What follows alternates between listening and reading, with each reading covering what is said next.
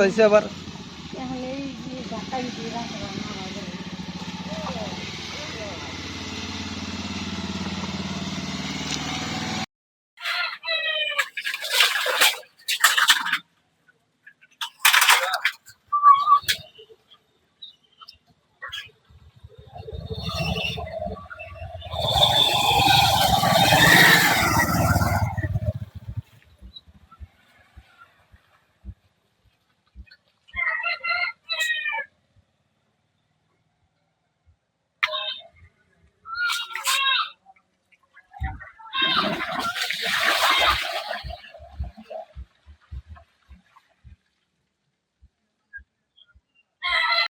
আগৰ পৰা এনেকুৱাই চলি আছে, অহা যোৱা কৰোতে যেনে অসুবিধা চলি আছে। আমাৰ আৰু ক'ব নকয়, যিমান নেতা মন্ত্ৰী আছে চব এনেকুৱাই।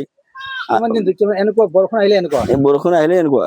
কি কব, এতিয়া নিৰ্বাচন আহিছে, নিৰ্বাচন আহিছে, আহিব কিজানি আহিব পাৰে, নেতা এটা 2-4 গাড়ী মাটি পেলাই দিব, আকৌ যাব, এনেকুৱাই চলিব। এইখিনি জেগা মোটামুটি 1 কিলোমিটাৰ জেগা এইখিনি বেয়া, এনেকুৱা চলি আছে। পাৰ্মানেণ্ট একো ব্যৱস্থা নহয়। এইটো আপোনাৰ চিটাগুটিৰ পৰা একদম মেজেটি যাব পাৰে, ফুলপুৰ যাব পাৰে, জলচলৈকে যাব পাৰে। গতিকে কি কব, বৰ্তমান যেটো ইলেকশ্যন আহিছে, আকৌ নেতাসকল আহিব, প্ৰতিশ্ৰুতি দিব, বাস্তৱত কাম নকৰে। বাস্তৱত কাম নকৰে। এতিয়া কি কব, কি কেনেকুৱা ধৰণৰ এইবাৰ প্ৰতিশ্ৰুতি লাগে? এতিয়া আমি ভাবি আছো সবেই যে যাতে ভাল আমাৰ বিধায়ক হ'ব পাৰে আৰু ৰাস্তা ঘাটৰ কাম হয়, তাকে বিচাৰি আছো। কষ্ট হৈছে ৰাস্তাটো, আৰু কি কম, যে ভোটৰ টাইমে ইয়াতে এমএলএ বনাইছিলো, একো কাম কৰা নাই। কিবা কেঁচা মাটি ৰাস্তাবিলাক, কিবা বৰষুণ আহিলে পানী পৰি কেনে একেবাৰে কি আৰু কম, পুৰা পানী চানী দি কেনে লেতেৰা হৈ যায় আৰু পানী বাজি থাকে। আৰু ভোটৰ আগতে আহি কেনে কয় যে ভোট চোট দি কেনে জিতাই দিয়ক, ভোট চোট পাই কিনে একো কৰা নাই। ৰাস্তাটো চাই কেনে খালি ঘুচি ঘৰত যায়। ৰাস্তাটো ক'ৰ পৰা ক'ত গৈছে? ৰাস্তাটো এইটো চিৰাগুৰিৰ বজাৰৰ পৰা এইটো বুঢ়াবুঢ়ীলৈকে গৈছে।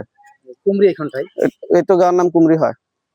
কি কব, যেতিয়া ভোট আহে তেতিয়া জনপ্ৰতিনিধি আহে, ডাঙৰ ডাঙৰ প্ৰতিশ্ৰুতি দিয়ে যে ৰাস্তাৰ কাম আহে, যে ৰাস্তাৰ কাম কৰিম আৰু ইয়াতে পাকা হব, ব্লক এপিজি ব্লক চলক ফালাম, এইবিলাক কৈ কিনে গুচি যায়। কাম নকৰে। এতিয়া ভোট আহিছে, এতিয়া কালি আহিছিল যে আমাক ভোট দিয়ক, ৰাস্তা ইয়াৰ পৰা বুঢ়াবুঢ়ীলৈকে পাকা কৰি দিম, পৰ্দাৰ বিদ্যালয়কে, কিন্তু একো নকৰে, খালি কৈ থৈ যায়, একো নকৰে। আপোনালোকে কেনেকুৱা জনপ্ৰতিনিধি বিচাৰে, কেনেকুৱা ধৰণৰ এমএলএ লাগে আপোনালোকে? আমাৰ ৰেজামিন লাগে, নতুন এমএলএ। কাম কৰিব পাৰিব, কাম কৰিব পাৰিব।